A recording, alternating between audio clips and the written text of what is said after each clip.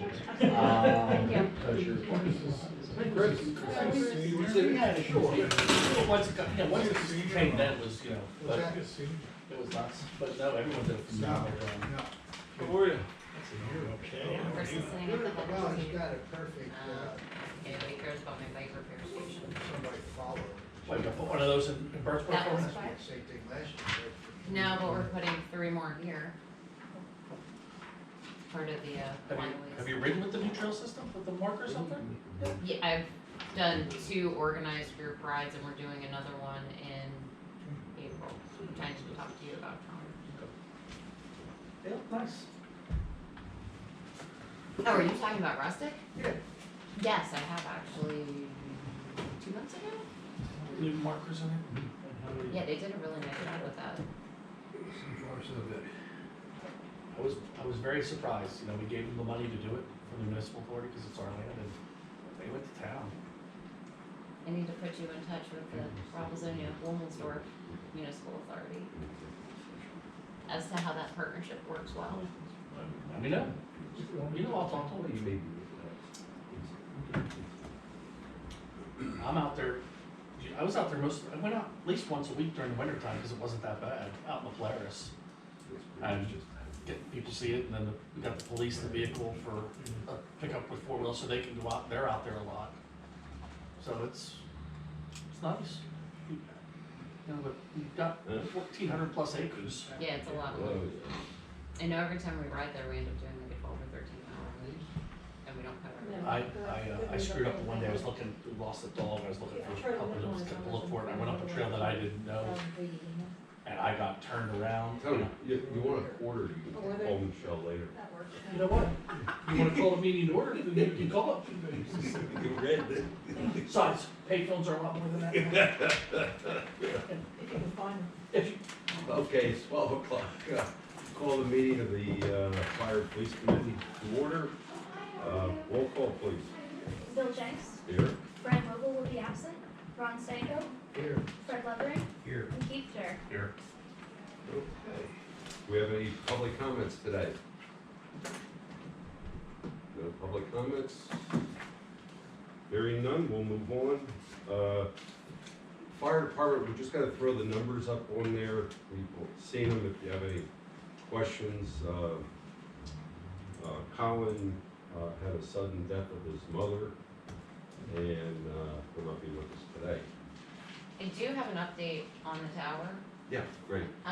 It's back at the station, they ran it through operations last week, and for now, all appears to be working correctly. We're still waiting on the, Knock on wood. we're still waiting on the DEF sensor, and the EMS council will be on site this Wednesday to complete the QRS inspection. Have we heard any of when we're gonna get this sensor, or still? No, what day are they gonna be here? the 30th. Okay. Sure, I'll only ambulance crews knows. They'll do spot inspections at the hospital then. And I don't know if Colin was gonna mention this, but the, career personnel training days have been scheduled at the Berks County Fire Training Site, Wednesday, April 13th, Monday, May 2nd, and Thursday, August 4th. They're gonna be focusing on hose line advancement, ladder work, oriented searching, bailout of a firefighter that needs extrication, and other various training using the 3 buildings at that location. Hey, anyone else have any questions? I think we did have some fire damage, I'm trying to think what that was for though. I'm trying to think off the top of my head. 5,000 can't be much.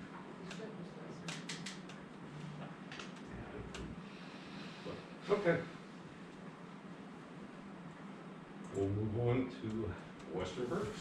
So you have our report, we have 196 calls for service in the borough, 429 year to date. You have our breakdowns there, you have the Highlands and Country Meadows calls. Continue to hit our benchmarks for dispatch to responding under a minute 30. Average seems to be really good. We will be getting the Mission Lifeline 2021 award again for the Gold Plus Award for cardiac care. And that award is given out to agencies that have a higher than 80% rate of 12 kg on patients. Our rate is 98 to 99% on those patients, and our transmission rate is 88% within 10 minutes. So crews continue to do a phenomenal job there. We had the incident at Walmart, which went very well. Phenomenal work between all the departments that were there. I think that's all. Any questions for Tony? Interesting, his busiest time is noon and the police department's is 11 AM, I think. It varies, but yeah. What's the latest news in the building? Oh, yeah, I forgot about that. Woo-hoo. Woo-hoo. So they are progressing well. We're going to look at dropping the floor of the building because we can't get the larger ambulances into it anymore because it's a tight space. But the second floor is almost all completed. We're ready to be inspected. We've got all the rough in. We made the changes of the different pattern of layout, but we got hit with a new knot that we have to dig up Cecil and put a new fire line in, 4-inch water pipe in for the fire suppression system.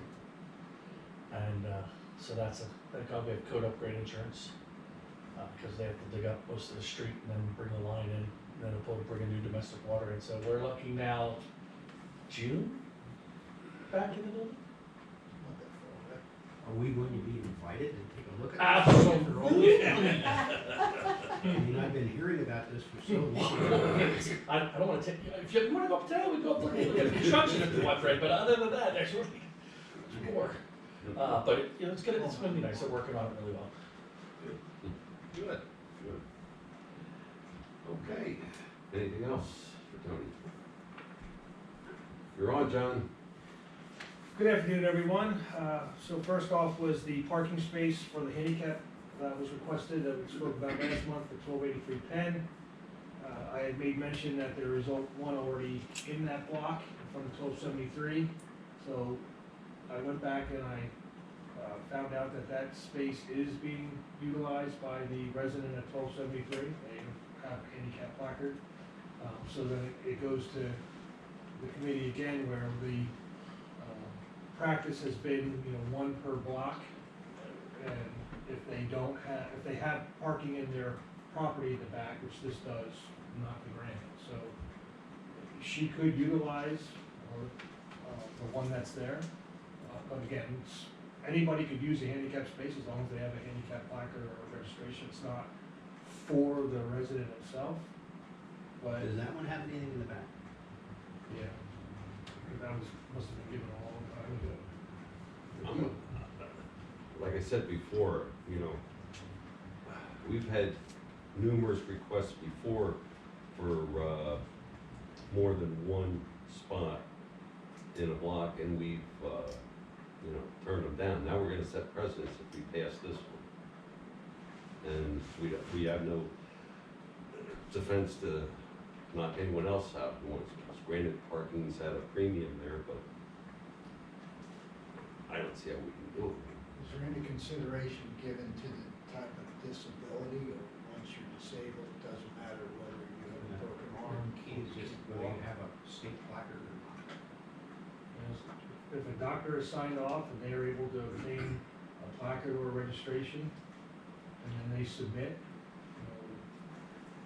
it's been in the past that it's been brought to the committee, and I don't know honestly how long the rules have been put in place, but it's been the rule as long as I've known. And we can't certainly ask what the disability is because of So is the back entrance below grade? Yes. So my compassionate side would say, if you're in a wheelchair and you only get one per street, unless it's in the law, and somebody at 1273 has emphysema and has a placard and they can walk in the front door, no problem. Person in a wheelchair has got to hike it up. I don't know how they get in if you're in the back, but that would be a compassionate suggestion.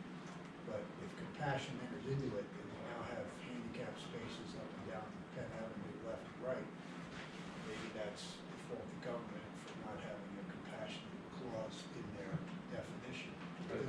stay with the precedent that's already been set. Do you have any exposure in the ADA if we do not grant the request? Well, remember, these parking spaces are not specific to an address. They are just a parking space on a public street. So anybody with a handicap placard can park in that designated space. But if two people live there, Right. if No, two they people can can't be- park in the same space You have to have a overnight, it's handicap just, placard. Right, but I guess my point is, we're not discriminating against any specific person. well, but you are not setting aside a handicap space. You're allowing people who do not have a handicap placard to park any place other than that one spot, and this person is a practical matter, can't. You know, Well, again, So- I'm not sure what the Under right the solution public, is. under the public accommodation provision of the ADA, they're not excluded. On a public street, I'm not aware of it. I mean, the ADA regulations about private parking lots are fairly clear. I mean, there's a certain number of handicap spaces per total parking that is required on a private lot. But on a public street, I'm not aware that there's some percentage that's required to be made available. But if there's no restriction on the street parking, except for the restriction that you can't park in a handicap spot, then the person that's handicapped that doesn't have the spot can pull right in behind the other one and stay there for 24 hours, they can leave their car there for a week, so really not inconveniencing them, except for this little issue about what I just said. If you get away with just parking there anyway, then you don't have a handicap spot, but too bad. when that handicap spot's utilized, where is she parking? I'm not 100% sure. She either goes to the back or wherever she can find. She had made mention, excuse me, that, you know, it is difficult because of the business traffic in there during the day to get space in front of her house. So, I'm not 100% where she goes. I think wherever she can get a space. But, I mean, the concern I have is if we grant this, then how are you gonna say no again to the next person? You can't. And the next person. The next thing you know, we're gonna have handicap parking on an avenue, where's everybody else that's gonna park? The business is gonna complain that they can't, you know, we're taking away spaces from their customers coming in, and I just think it's a slippery slope, and if you go down, you know, it's going to be difficult to stop it. There's one there that she can utilize, and, you know, obviously it takes away from somebody else that can utilize, but I, you know, I don't know of anything that the ADA requires either on public streets. That's the problem. You've set a precedent, you've got a good policy, I think you just gotta stay with it so you're consistent.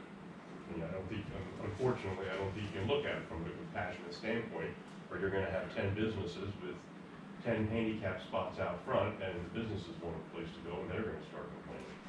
I think you've already got a good policy, and just gotta enforce it. It's unfortunate, but I'll make a motion that we deny the request because of borough ordinance for a handicap spot at 1283 Penn Avenue, with consideration that there is one at 1273 Penn Avenue. And I'll make that motion. What is the other? Motion, we have a second? Second. All those in favor? Aye. Opposed? The ayes have it, so be it. She's not a new occupant, is she? No. Schaefer's. Sorry? Schaefer's, I think, Yeah. lived there for years. Shame. We have gotten a request for another 5K event at the Bradley Memorial 5K. It will be held August 13th, 2022. This one is entirely within the parklands. They start and stop it at the soccer fields. All we do for them on a yearly basis is we make sure that the gates along Old Wedneston Road are open for them so they can pass through there freely. And then there's one at Old Lowers Lane and Old Wedneston Road, the trail that will be open for them as well, and we close at the end. I got all their paperwork in. Again, it's August 13th. I'll move the approval, or recommend the council that we approve. Motion, second, Second. question on the motion? All those in favor? Uh, Opposed? The ayes have it, so be it. And I wanted to talk briefly about some of the high priority calls that we've had recently. I know, I'm sure on top of everyone's mind is the recent homicide Tony talked about briefly in his report. We had a shooting at the Walmart parking lot. We had one individual who was deceased because of the gunshot wounds. We had a second individual, a female, who was injured with head trauma. She was not shot. They were not sure at first at the scene because she was bleeding from the head, but it looks like she sustained an injury as she was thrown out of the car. What it looks like happened is the individual that was being shot at was in the driver's seat of his vehicle, and he hit the car, put it in reverse, and slammed on the gas and backed out of that space, and he hit a parked car behind him. She was trying to get out of the car by the accounts of some witnesses, and it looks like happens when his car hit the parked car, that momentum threw her out, and she hit either the door going out, we're not 100% sure, but we know that she was next to the vehicle that was parked that was struck. And there was some damage at the front of that car, and we're thinking that she caused that damage. So that's more than likely how she sustained her injuries. We were very lucky in that Spring Township was across the street getting the car washed at the time. So we had an officer there within seconds. Our officer arrived as the Spring Township officer was putting the subject in custody. So we were lucky. We got a lot of video of the incident that our detectives have been combing through. BARDA was there, and we got a lot of stuff from BARDA as well, from their buses that were on scene. But it was amazing. It was amazing to me how, I don't want to know, brave is the word, but a lot of people stuck their phones up and walked right up to this person with their phones while he had gun in hand. It's not something I would consider doing if it were me, you know, so, but the video was great because it gave us a lot of good information here as to what happened. Today's society anymore. And You people can't just, fix more people care about just recording everything and posting. I like the chief on that one, when we even had the scene contained, people were coming out just to get up close to see so they could take pictures of it, you know, and take pictures of the bullets and like, it was crazy. When we were removing the deceased from the vehicle, and we put a lot of blankets up and trying to block and use the bus. We pulled that into position to just try to block, and there were so many people around kind of videotaping that. Just, you know, it's just today's world, I guess, that we live in. But, so that person was taken into custody. He was charged with homicide or first degree murder, third degree murder, related, aggravated assault with a weapon, aggravated assault, simple assault, things like that. So I'm not sure what the date of the hearing is. At the preliminary arraignment, he was given a date, but it's never that date. They'll have that on a special day where it's not a block day, down in district court. They may even move it in town so it has a bigger courtroom. But I don't know the date as of yet. But some other things that we've been dealing with. On Okay. that incident, chief, is it pretty much confirmed that it happened where it happened because of hiding an Apple Watch in the purse or whatever? Yes. There's some family issues, we'll say, going on there, and our suspect was tracking his wife. And he did that by putting a watch in her car, and it was in her car, not her purse, and tracked her there. As I said on the news, that, you know, it's unfortunate what's going on, but we gotta, as a society, kind of find better ways to deal with our problems than dealing with it with guns right now. Since we've gotten into this pandemic, the last couple of years, just across the country, I'm sure you've all seen just what the gun violence has been like in our country, and unfortunately here in Berks County, we're not immune to it. And, you know, people are, If there's a silver lining, these people were not Wyomissing residents, they weren't even Berks County residents, anyone involved, and so that's good, it's people not from around here, so it's generally not our residents that are committing these types of offenses. We're lucky in that. We work really well with the district attorney's office. The district attorney has a protocol for homicides, except for the state and the city that deal with this stuff a lot. All the agencies in the county, if you have detectives, they work with you, you work in conjunction. If you don't, they take the case over 100%. So we've had to deal with that a couple times here with some other incidents recently, and it's worked well, as I've seen it and what our detectives are saying. They bring out their detectives, their extra people to do interviews, they co-sign the complaints, search warrants, Excuse me. so that they're with our detectives on the charges, on the search warrants. So it works well. That they don't come in and take over. They're very good about that. Hank was actually, as the sergeant in charge of the detectives, he was running things. We had a briefing that night, and he was going over what we've done so far, what needs to be done, and assigning people. So it worked exactly as it's supposed to. I'm glad to see that. But in the last couple of weeks, we've had 2 other bodies that were suspicious.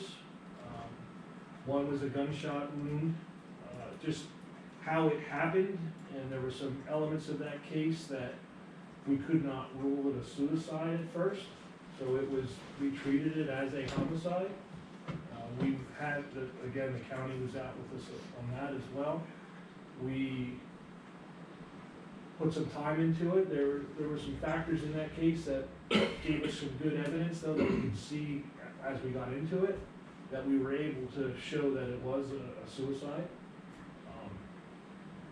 It's unfortunate that that occurred, but it was also fortunate that this was not, something that we had to investigate. We knew who the suspect was going to be.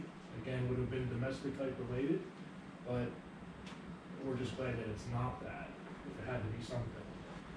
We had another one where an individual over in one of our residential communities died, suspicious in nature.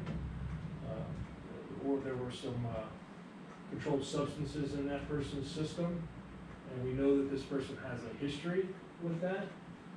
But we also learned that he had just recently had some surgery, and medications that he was given for that surgery are the way it shows up in the tox, was in his blood, but it could show up as illicit drugs as well.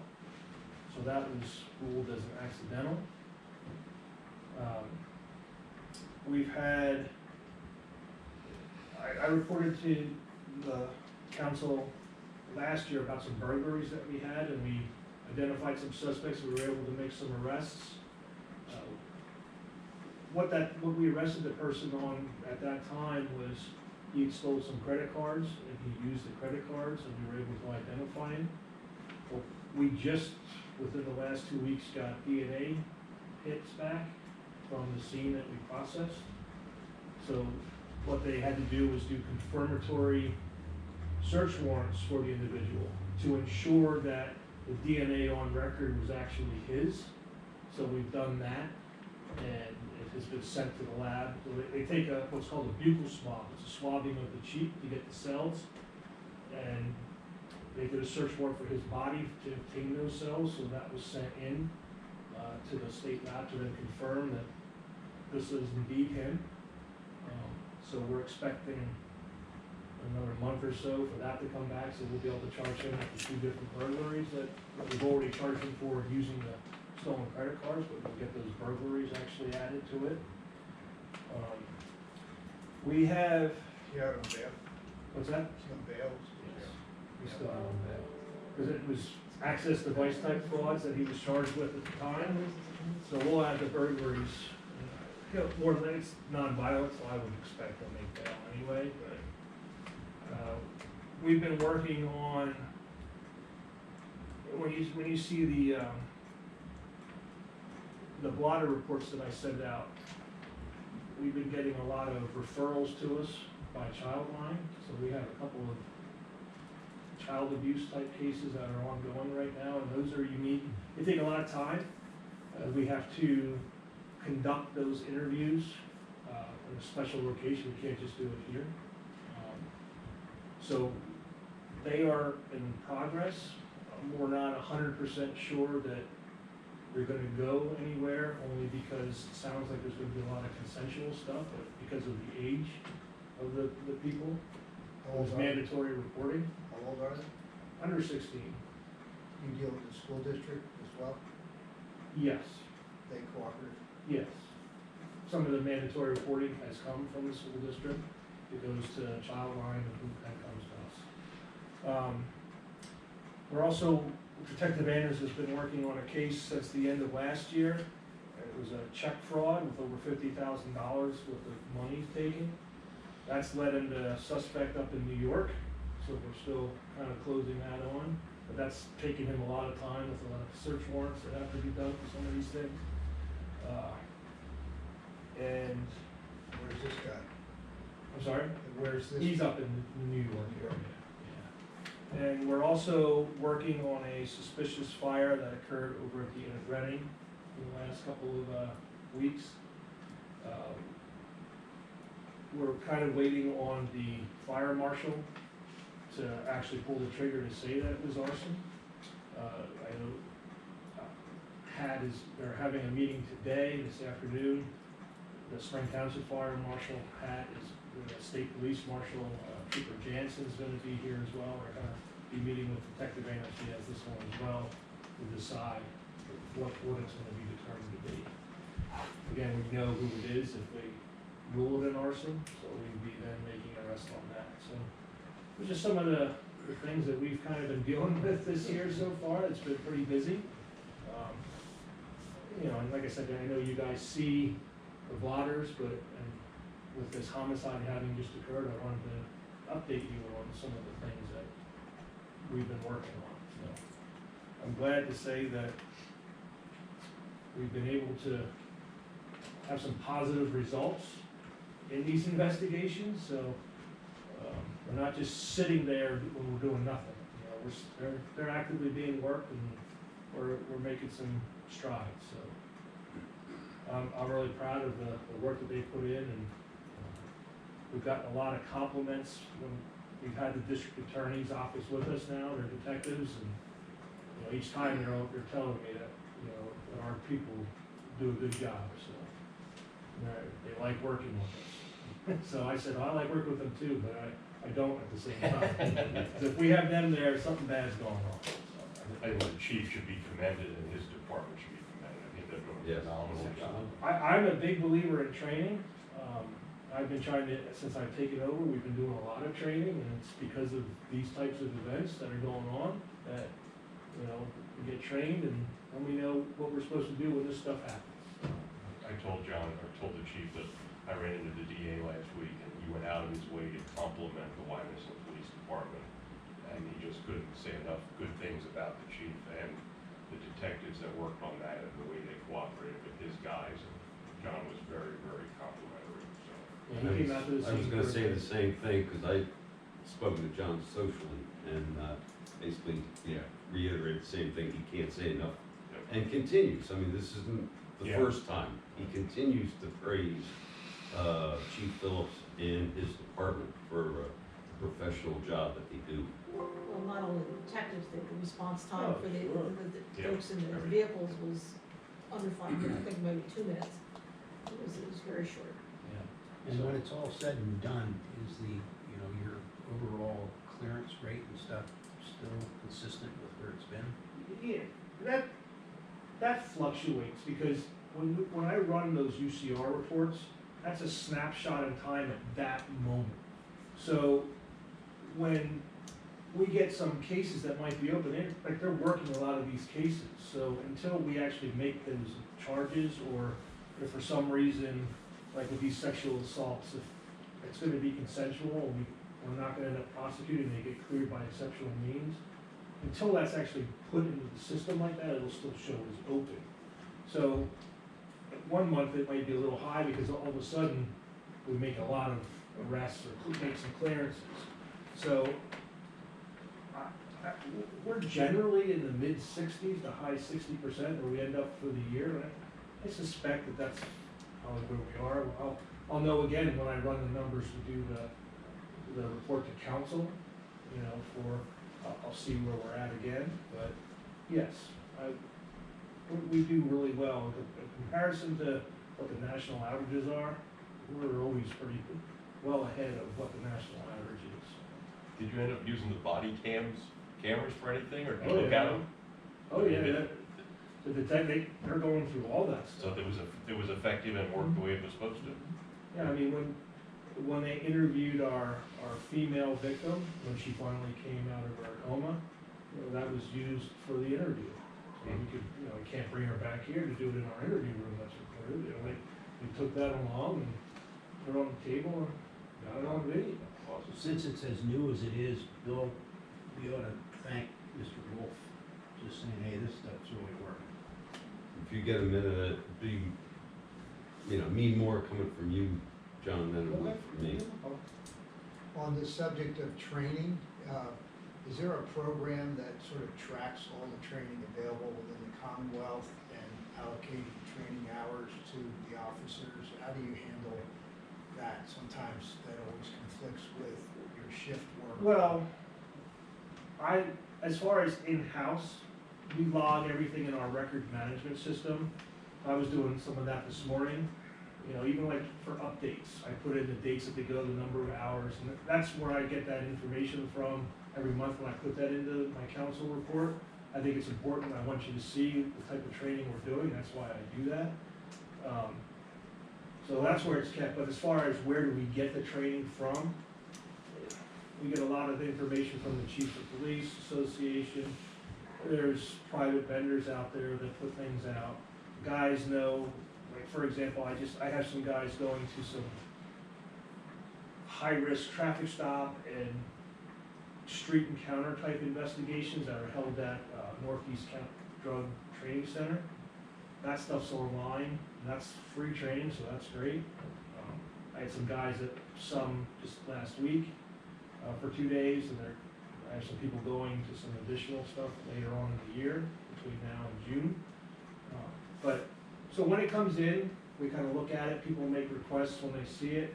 You know, I may see something that I will send, I want somebody to go to. But then I just keep track of it as far as what's budgeted for the training. We just did that EVOC training, which, you know, I purposely budgeted for that for this year. So that's basically how it goes as Is far as it that. leave related, or can they take time that they would ordinarily be? Well, if it's a day that they are working, just give them off of the shift. If we're short on people, I'll put out overtime to cover. If it's a day where they're off, what we normally look at doing is giving them days for days. So if they're supposed to work Wednesday, Thursday with the 12-hour shifts, but the training's Monday, Tuesday, we'll switch them to the Monday, Tuesday, so that they can go to the training. And then if now they're off the Wednesday, Thursday, we'll look at covering it with overtime if we need to, you know, because we're short on the shift or something like that. So I want training. Like I said, I'm a big proponent of the training, so I try to make that happen. You know, I kind of look at it, and there's been the gap at Northeast County Training Center is really good. They have a lot of good courses. I try to get a lot of them to that. And if there's private company training that may cost $300 to $500, but there's something at the Gap that's similar in nature that's free, I'll try to get them to the Gap. It's just a lot of people try to go there, so they fill up pretty quickly. So it just depends if I can get them into that, or if I can't, then I'll try to, you know, it's in the budget, I'll pay for it. So. Also, as far as training is concerned, I mean, I've gone and observed some stuff down at the BCERT headquarters, whatever they call it. Well, it wasn't BCERT training, but it was missing training. Yeah, it was, We did it. but it was at the BCERT place. So, in any event, I just wanted to say to the committee that I strongly recommend you take advantage of one and watching that one time. Yeah, so if you remember, I put that out to the council last year when we did our, in the spring. The way I'm kind of running things now is when we do the range twice a year, and the spring is going to be our qualification now, and we're then gonna go do scenarios where that involves simunitions. Last year we did like a traffic stop, a domestic, a mental health type thing. We come up with the scenarios, we come up with how we're gonna act as the role players, we come up with what we wanna see from the officers and how they're gonna act, and then they get graded upon it by an observer, and then we talk about it after each officer goes through it. So this year, the plan is we are gonna do the qualification, and we're gonna do active shooter type scenarios. We done earlier this month, we were doing our less lethal classes, and then we did a class on active shooter, and then did some walkthrough practical stuff. Getting them used to how they would move through a structure if there was an active shooter event, as one officer, 2, 3, and 4. So our plan is to then come up with scenarios where we'll do it again, one officer, 2, 3, 4. And I'll get some blanks, and so we'll make it a little more realistic with, hearing the shots and things like that. So that'll be this spring. Let me ask you a question, do you do any drone stuff at all? That's been in the discussion stage with any of the other departments or Boston specifically? Well, I would say not with us, we haven't. I know EMA does have a drone. That's who I would call if we needed one. I will say that the SWAT team, the SWAT team has a drone that's specifically designed to go inside a residence, and we've used it in the past. We've also utilized, the county has a drone where we've started putting that up when we do an incident, so that it sees if something should happen, we'll capture it. If somebody starts to run out or something, trying to make an escape, that will be utilized. But that one's not owned by the team, that's owned by the county. Westernburg Fire just got one. They've had some great success. They actually used it on was the Arts on the Avenue? What was it? Just the fall, something. We had it, used it for the Reading Hospital's half marathon. And we used it for the big art, whatever They might, West Reading might have. They used it for 4th through 8th Street, and they were tracking people from the command center, and there's a lot of technology that they were doing. They did a nice job with it. Have you ever done an active shooter scenario with regard to any of the schools in the area? Yes, in the past, so we have a lot of new officers, and what I've explained, Sergeant Carstein, he's in charge of that, the officer, Detective Klatt. I had gone through active shooter instructor down in Fletsy, down in Georgia, a couple years ago. So I started doing some stuff up here with our guys once of that, I did that. And now I've become chief, I've had Carstein and Klatt go through the NTOA's class that came through. So that they're certified as the instructors for that. So we've got a lot of new officers, so what I've discussed with them already is this year I kind of want to do a small, just us in-house. And then next year will be, again, we'll go back to scenarios that are street-related type things. And then in 2026 will be another active shooter year. And at that point, I think I want to do something at a school or something, involve some other agencies again, talk to fire, maybe county with EMS. We'll try to do something a little bigger like we've done in the past. Do you ever do anything at the mall? Yes.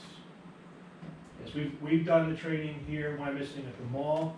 We've done it down at Sacred Heart, and we've done it at the junior senior high school. Great. Good stuff. The one we did at the high school was included. That was everyone, fire and EMS. Yeah, fire, everybody, EMS. Yes. The one at the school was impressive.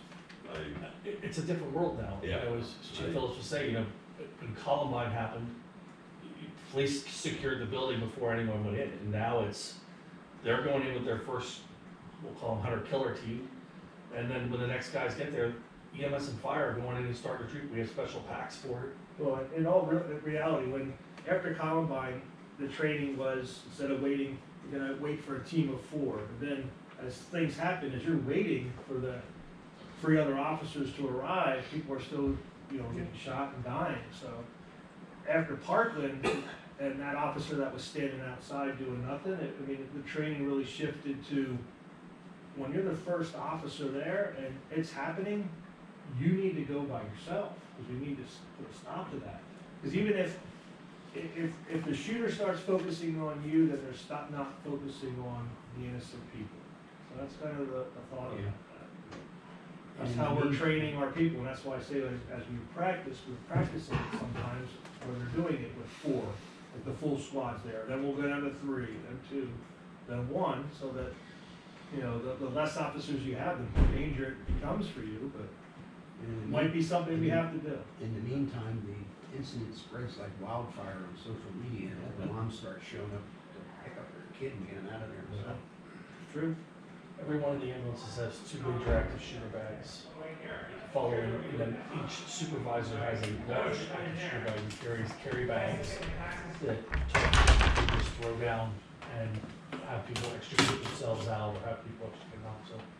So we're all going in. When you have a hostage scenario or something that could utilize drones, does the state police have drones over here? If we were gonna need a drone for Wyomissing, I would call Tom at EMA and ask them to provide the drone. They're gonna provide a pilot, for a drone like that, you're gonna need to have a person that's licensed and everything. So it's just easier, for us to task somebody on something like that, the cost of the drone, A, B, the time it's gonna take to practice to become proficient with operating something like that. I think that would be something that I think it's just easier and more efficient for us to call our EMA, that's what they're there for, and bring Tom into the command post that we set up, and we can look at the monitor together and things like that. Okay, we need to move on, we got a lot of other stuff we need to take care of, so, we could ask John questions all day long. Okay, So that's all I have. thank you, John. Okay, Tom? Yep, mine's real brief, that's for sure. Just a note from last time, I had recorded that Janet was at the class in January, and Fred was there too, so I'm including Fred this time there as an ad there, since Fred said, well, I was there in the evening, so, well, the other Fred. Yeah. And I've been there before. we had the quarterly meeting for the agency on the 16th, and Bill was there as a representative for Wyomissing. And we'll be there from now on. And just a final note that hour-run detention basin plan was completed and was submitted with the appropriate signatures by Jim Bass to the PA State DEP for final approval. So that's all I have there. Quiet moment. Good. Any questions for Tom? Thank you. Okay, we have any old business?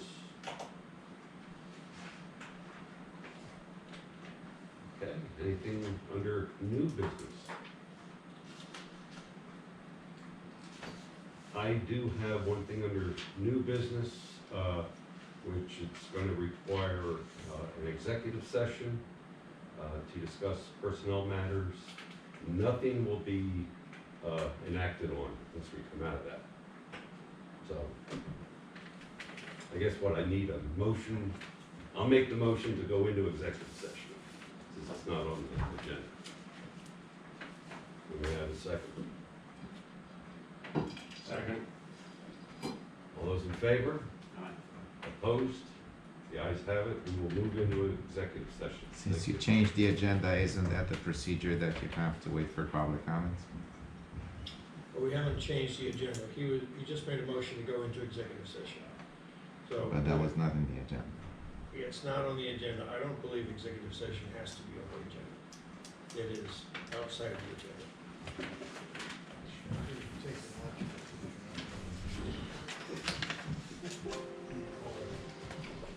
He's gotta get his cookies. Yeah, I gotta get my lunch. I've asked Tom to stay if he's available to. I was gonna see.